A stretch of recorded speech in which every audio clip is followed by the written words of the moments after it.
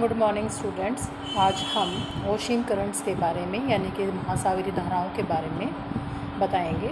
जैसे हमारे धरातल पर, हमारी पृथ्वी पर धाराओं के रूप में नदियाँ ऊंचाई से नीचे जाती हैं, वैसे ही हमारी समुद्र में भी धाराएं अधिक घनत्व से कम घनत्व से अधिक घनत्व की ओर प्रवाहित होती हैं। यानी कि जहाँ पर पानी की ऊंचाई ज़्यादा होती है, वहाँ से जहाँ पानी का समुद्र तल नीचे होता है वहाँ की ओर जाती हैं, और समुद्री धाराएं एक स्थान के तापमान को दूसरे स्थान के तापमान के साथ रीडिस्ट्रीब्यूट कर देती हैं। यानी कि समुद्री जो धाराएं होती हैं वो दो प्रकार की होती हैं, एक ठंडी समुद्री धारा है, एक गर्म समुद्री धारा है। जिस किनारे से गर्म समुद्री धारा बहती है वहाँ के टेम्परेचर को बढ़ा देती हैं, और जिस समुद्री किनारे से ठंडी धाराएं बहती हैं वहाँ पर टेम्परेचर को कम कर देती हैं। तो इस तरह से इनका बहुत ज़्यादा प्रभाव होता है किसी क्षेत्र की जलवायु को प्रभावित करने में। तो महासागरों के एक भाग से दूसरे भाग की ओर विशेष दिशा में जल के निरंतर प्रभाव को हम महासागरीय धारा कहते हैं। धारा के दोनों किनारों पर उसके नीचे जल स्थिर रहता है। दूसरे शब्दों में महासागरीय धाराएं स्थल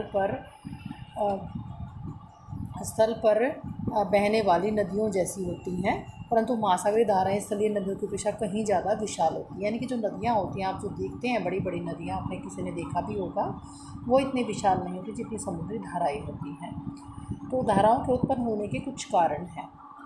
तो धाराओं की उत्पत्ति और उसकी गति के स्वभाव 4 तरह के कारकों से संबंधित होते हैं। तो पृथ्वी की घूर्णन शक्ति, गुरुत्वाकर्षण बल, विक्षेपण बल से संबंधित कारक। दूसरा है महासागरों से हटकर उत्पन्न होने वाले कारक, जैसे कि वायुमंडलीय ताप है, पवन है, वृष्टि है, वाष्पीकरण है, सूर्यताप है। और महासागरों में उत्पन्न होने वाले कारक जैसे कि दाब है, प्रवणता है, तापमान है, लवणता, घनत्व, बर्फ का पिघलना इत्यादि। महासागरीय धाराओं में परिवर्तन या सुधार लाने वाले कारक कैसे हैं, जैसे तट की दिशा व आकार, मौसम में परिवर्तन, नित्तल की स्थलाकृति। प्रमुख कारण हम अगर इन सभी कारणों को हम बांटते हैं तो इनको हम प्रमुख कारकों में बांट देते हैं। जैसे कि प्रचलित पवनें। प्रचलित पवनें क्या होती हैं? जो पृथ्वी पर पवनें पाई जाती हैं, हमारे जो पवनें हैं जो सदाबहार चलती रहती हैं, एक निश्चित दिशा में चलती हैं, उन्हें हम प्रचलित पवनें कहते हैं। ये पूर्वा पवनें होती हैं, पछुआ पवनें होती हैं, और ये धाराओं को प्रभावित करती हैं।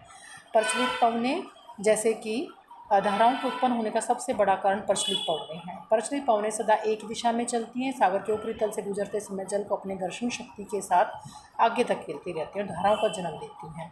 संसार की प्रमुख जो स्थायी पवनों के अनुसार ही चलती हैं। उष्णकटिबंध में कर्क और मुख्य रेखा के बीच ट्रेड विंड्स यानी कि सन्मार्गी यानी कि पूर्वा पवनें चलती हैं, और इसलिए भूमध्य रेखा के उत्तर व दक्षिण की ओर धाराएं पूर्व से पश्चिम की ओर इन्हीं पवनों का अनुसरण करती हैं। शीतोष्ण कटिबंध में पछुआ पवनें चलती हैं, पश्चिम दिशा से चलती हैं, और इस कटिबंध में जो धाराएं होती हैं पश्चिम से पूर्व की ओर बहती हैं। महासागरीय धाराओं पर पवनों का अधिक प्रभाव उत्तरी हिंद महासागर में होता है, जहाँ पर मौसम के अनुसार मानसून पवनों की दिशा में परिवर्तन आने के कारण धाराओं की दिशा में परिवर्तन आ जाता है। आप देख सकते हैं जो प्रचलित पवनें और महासागरीय धाराएं हैं, अगर आप नीचे बीच में देखेंगे हमारी इक्वेटर रेखा है, इसके ऊपर और नीचे दोनों तरफ उत्तर और दक्षिणी भाग में 5 से 30 डिग्री के बीच में पूर्व पवनों के प्रभाव में पवनें समुद्री धाराएं जो हैं पूर्व से पश्चिम की ओर चलती हैं, और 30 से लेकर 60 के बीच में पवनें जो हैं वो पश्चिम से पूर्व की ओर चलती हैं, पश्चिम से पूर्व की ओर जाएंगे। इस तरह से धाराएं जो हैं इसका अनुसरण करती हैं प्रचलित पवनों का। उसके बाद दूसरा जो फैक्टर है वो तापमान में भिन्नता है। गर्म जल हल्का होकर फैलता है, इसलिए उसका तल ऊंचा हो जाता है। ठंडा जल भारी हो जाता है, इसलिए नीचे बैठ जाता है। इस प्रकार तापमान में भिन्नता के कारण सागरीय जल के तल में भी अंतर आ जाता है और महासागरीय धाराओं का जन्म होता है। भूमध्य रेखीय क्षेत्र और ध्रुवीय क्षेत्रों में महासागरीय जल के तापमान के अंतर होने के कारण ही उत्तर दक्षिण दिशा में धाराएं चलती हैं। तापमान में भिन्नता के कारण जल के तल में भिन्नता आ जाती है, यानी कि जो तल है वो ऊपर और नीचे हो जाता है। इसी वजह से अधिक जो उच्च तल है उससे निम्न तल की ओर पवनें चलती हैं। तो जल के तल में भिन्नता के कारण धाराएं गतिमान होती हैं, जिन्हें थर्मोक्लाइन धाराएं कहती हैं, क्योंकि ये टेम्परेचर से प्रभावित होती हैं।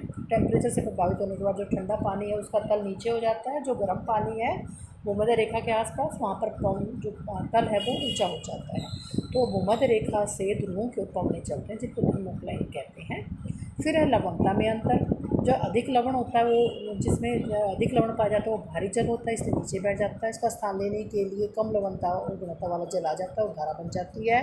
भूमध्य सागर के जल की लवणता अटलांटिक सागर के जल की लवणता से ज़्यादा है, इसलिए अटलांटिक सागर में भूमध्य सागर की ओर समुद्र तल के नीचे कम लवणता वाले क्षेत्र की ओर अर्थात भूमध्य सागर से अटलांटिक सागर की ओर बहता है।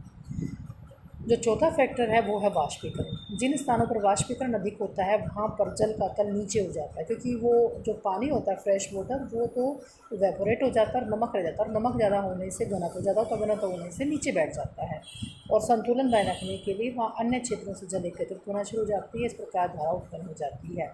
उदाहरण के लिए अगर भूमध्य सागर में अटलांटिक सागर की ओर अधिक और तीव्र वाष्पीकरण होता है, जिससे भूमध्य सागर में जल का स्तर अटलांटिक महासागर के जल के स्तर से नीचे हो जाता है, तो अटलांटिक महासागर से जल जो है भूमध्य सागर की ओर चलने लगता है धारा के रूप में। फिर है भूगुणन। पृथ्वी अपने अक्ष पर भूगुणन करती है, जिससे कोरोलिस बल उत्पन्न हो जाता है। कोरोलिस बल के प्रभावाधीन बहता हुआ जल मुड़कर दीर्घवृत्ताकार मार्ग का अनुसरण करता है, जिसे गायर यानी कि वृत्ताकार गति कहते हैं। इन गायर्स में जल का परिसरण उत्तरी गोलार्ध में घड़ी की सुइयों के अनुकूल, यानी कि जैसे घड़ी की सुइयाँ चलती हैं ना लेफ़्ट से राइट, वैसे चलती हैं, और दक्षिणी और प्रतिकूल होता है। और अगर हम दक्षिणी गोलार्ध में बात करते हैं तो वो बिल्कुल विपरीत होता है। फेरल के नियम के अनुसार उत्तरी गोलार्ध में धाराएँ अपने दाहिनी ओर और दक्षिणी गोलार्ध में अपने बाईं ओर मिल जाती है, जिसे नवीन धाराएँ बनती है। उदाहरण के लिए उत्तरी अटलांटिक महासागर प्रभाव का कुछ भाग दक्षिण की ओर मुड़कर केंद्रीय की धारा को जन्म देता है। फिर है तटरेखा की आकृति। तटरेखा की आकृति का जो महासागरीय धाराओं की प्रवाह दिशा पर गहरा प्रभाव पड़ता है। उत्तरी हिंद महासागर में पैदा होने वाली धाराएं भारतीय प्रायद्वीप की तटरेखा का अनुसरण करती हैं। अटलांटिक महासागर की दक्षिणी भूमध्य रेखीय धाराएं दक्षिणी अमेरिका के तट पर आने पर दो भागों में बढ़ जाती है। एक भाग उत्तरी तट के साथ बहकर कैरेबियन सागर में पहुंच जाता है, दूसरा भाग ब्राज़ील के तट के साथ दक्षिण की ओर मुड़ जाता है, यानी कि जहाँ पर भी तट जैसा होता है उसी अनुसार ये धाराएं चल पड़ती हैं। फिर है ऋतु परिवर्तन। उत्तरी हिंद महासागर में समुद्री धाराओं की दिशा ऋतु परिवर्तन के साथ बदल जाती है। शीत ऋतु में मानसून ड्रिफ्ट की दिशा पूर्व से पश्चिम की और ग्रीष्म ऋतु में पश्चिम से पूर्व की ओर होती है। हिंद महासागर में भूमध्य रेखीय विपरीत धारा केवल शीत ऋतु में होती है, भूमध्य रेखीय धारा केवल ग्रीष्म ऋतु में बहती है। ठीक है, इस प्रकार से ये जो ऋतु परिवर्तन की वजह से जो है ये चीज़ें जो है धाराएं प्रभावित होती हैं। जितने भी और ख़ासकर ऋतु परिवर्तन का ज़्यादा प्रभाव जो है वो हिंद महासागर के मानसून का प्रभाव जो है हिंद महासागर की धाराओं पर देखा जा सकता है। फिर महासागरीय धाराओं के प्रकार क्या हैं, जैसे मैं पहले ही बता चुकी हूँ। एक तो तापमान के आधार पर बात करते हैं तो गर्म धारा है और ठंडी धारा है। अगर हम गहराई के आधार पर महासागरीय धाराओं के प्रकार बताएं तो एक तो जो ऊपर बिल्कुल जो ऊपर दिखाई देती है उसको ऊपरी सतह बोलते हैं, स्थायी धारा बोलती हैं। महासागरीय जल का 10% भाग स्थायी या ऊपरी जल धारा है। ये महासागरीय धाराओं का 400 मीटर की गहराई तक उपस्थिति दर्ज होती है इनकी। फिर गहरी धारा है। महासागरीय जल का 90% भाग गहरी जल धारा के रूप में है। ये जल धाराएँ महासागरों में घनत्व गुरुत्व की भिन्नता के कारण बनती हैं और उच्च अक्षांशीय क्षेत्रों में जहाँ तापमान कम होने के कारण घनत्व अधिक होता है गहरी जल धाराएँ बहती है, क्योंकि वहाँ अधिक घनत्व के कारण पानी नीचे की ओर बैठ जाता है। तो ये होगी गहरी धाराएँ। गर्म धाराएँ ठंडी धाराएँ होगी। उसके बाद प्रशांत महासागर की धाराएँ अगर हम डिटेल में पढ़ते हैं, और जैसे क्वेश्चन आ सकते हैं, इसमें से 3 क्वेश्चन आ सकते हैं कि धाराएँ क्या होती हैं, उनको प्रभावित करने वाले कारक कौन से हैं, और किसी भी सागर के महासागर की धाराओं का वर्णन करो। तो उसमें आप किसी भी तीनों जो प्रमुख महासागर है उसके किसी भी एक महासागर की जो धाराएँ हैं उनका वर्णन कर सकते हैं। अगर आपको लिखा आ जाए कि धाराएँ क्या होती हैं और हिंद महासागर या अंध महासागर या प्रशांत महासागर किसी भी एक महासागर के नाम का जिक्र करते हैं तो आपको उसी के बारे में लिखना पड़ेगा। तो हम करते हैं करंट्स ऑफ पैसिफिक ओशियन। धाराओं के अध्ययन की दृष्टिकोण से प्रशांत महासागर को उत्तरी और दक्षिणी प्रशांत महासागर में बांट देते हैं। तो जो उत्तरी प्रशांत महासागर की धाराएं हैं वो कौन कौन सी हैं, सबसे पहले हम देखेंगे। सबसे पहले है उत्तरी विषुवत धारा, यानी कि जो विषुवत रेखा यानी कि भूमध्य रेखा है उसके पास जो बहती है उसको उत्तरी विषुवत धारा। ठीक है, यह धारा मध्य अमेरिका के उत्तरी तट से प्रारंभ होकर पश्चिम से होती हुई फिलिपाइन द्वीप तक पहुंचती है। ठीक है, इसको हम उत्तरी विषुवत धारा कहते हैं।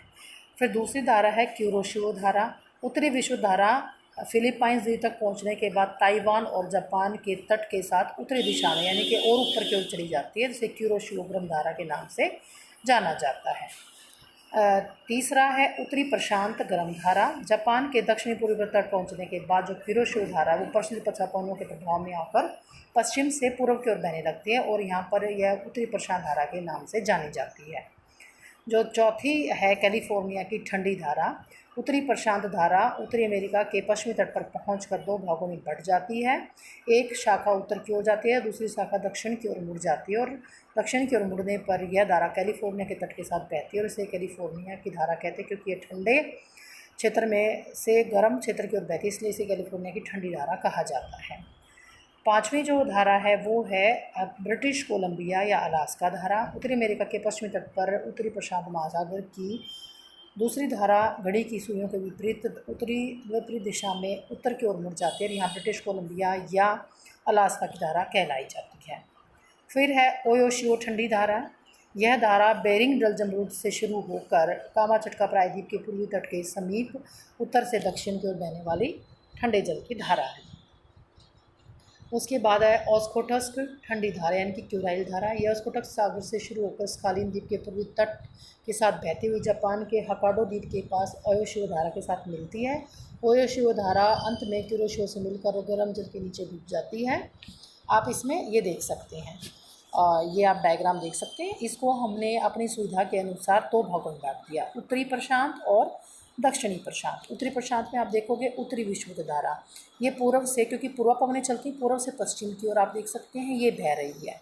ठीक है, उत्तरी विषुवत धारा यहाँ से बहती हुई है, ये आए जाएगी और उसके बाद तट के अनुसरण करती हुई ये ऊपर चली जाएगी, जिसको ओयोशियो धारा कहते हैं। ठीक है, ओयोशियो धारा आगे जाती है, फिर ये आगे जाकर 40 डिग्री के पास पहुँच ये पछवा धारा के यानी कि पछवा पवनों के रूप में पहुंचकर ये पश्चिम की ओर, पश्चिम से पूर्व की ओर मुड़ जाती है। इसके उत्तरी प्रशांत धारा कहते हैं। और इसकी एक धारा जो है मुड़ते हुए, एक तो उत्तर की ओर जाता है जिसे ब्रिटिश कोलंबिया धारा कहते हैं, दूसरी धारा जो है नीचे उतर जाती है और कैलिफोर्निया के तट पर पहुँचते पहुँचते ये जो है ठंडी हो जाती है, जिसे कैलिफोर्निया धारा कहती है। तो ये एक सर्कल के रूप में पूरी धारा है, जैसे कैलिफोर्निया ठंडी धारा है, उधर से ओयोशियो ठंडी धारा ऊपर से नीचे उतरती, कामाचटका प्रायद्वीप से उतर के नीचे आती है।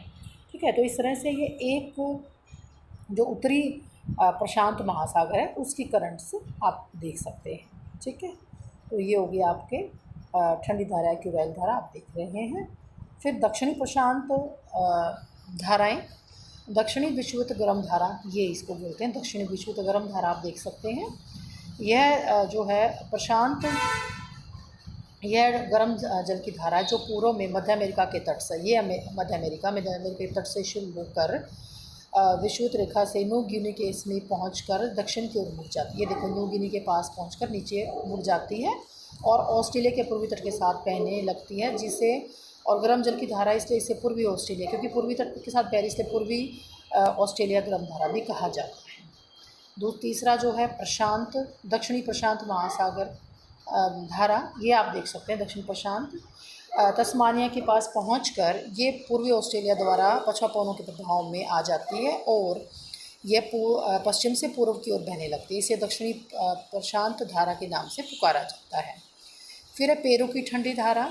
ये जो दक्षिणी प्रशांत धारा आगे बहती है तो नीचे से इसमें ठंडा पानी मिलता रहता है अंटार्कटिका की तरफ से, और ये धारा ठंडी हो जाती है और फिर ये अमेरिका के पश्चिमी दक्षिणी तट पर पहुंचकर दक्षिण की ओर जो है मुड़ जाती है और पेरू के तट के साथ बहने लगती है और ये ठंडे क्षेत्र के समीप के क्षेत्र से चलती है, इसलिए यह धारा जो है वो ठंडी धारा, पेरू की ठंडी धारा कहलाती है। आप ये देख सकते हैं पेरू की ठंडी धारा। ठीक है, और उसके बाद विषुवत रेखा, जो उत्तरी विषुवत रेखा धारा है, दक्षिणी विषुवत रेखा धारा है, वो बहुत सारा पानी पूर्व से पश्चिम की ओर ढेर लगा देती है। तो वो जो पानी होता है वो ज़्यादा होने से जो नीचे का पानी है एक विपरीत दिशा में, दोनों धाराओं के विपरीत दिशा में बीच में से पश्चिम से पूर्व की ओर बहने लगता है, जिसे हम कहते हैं विरुद्ध विषुवतीय धारा। ठीक है, तो विषुवत रेखा के दोनों ओर उत्तरी और दक्षिणी विषुवत धारा प्रशांत महासागर के पश्चिम भाग में बहुत सारा पानी इकट्ठा कर देती है। इस महासागरीय जल में असंतुलन पैदा होते है, संतुलन दूर करने के लिए एक विरुद्ध विषुवत धारा बहती है। इस प्रकार हम देखते हैं उत्तरी और प्रशांत महासागर, दक्षिणी प्रशांत महासागर में धाराओं का एक पूरा चक्कर पूरा हो जाता है। तो आपको क्वेश्चन इसी तरह से लिखना है, डायग्राम बनाना है। जो ठंडी धाराएं हैं उसको अपना अलग जो भी आप कलर देना चाहें, आप ब्लैंक रखना चाहें या जैसे भी देना चाहें आप दे सकते हैं, या कोई कलर इस्तेमाल करना चाहें ब्लू और रेड वो भी कर सकते हैं, लेकिन आपको डायग्राम के साथ ही मार्क्स मिलेंगे। आई होप आपको ये चैप्टर समझ में आ गया होगा। Thank you.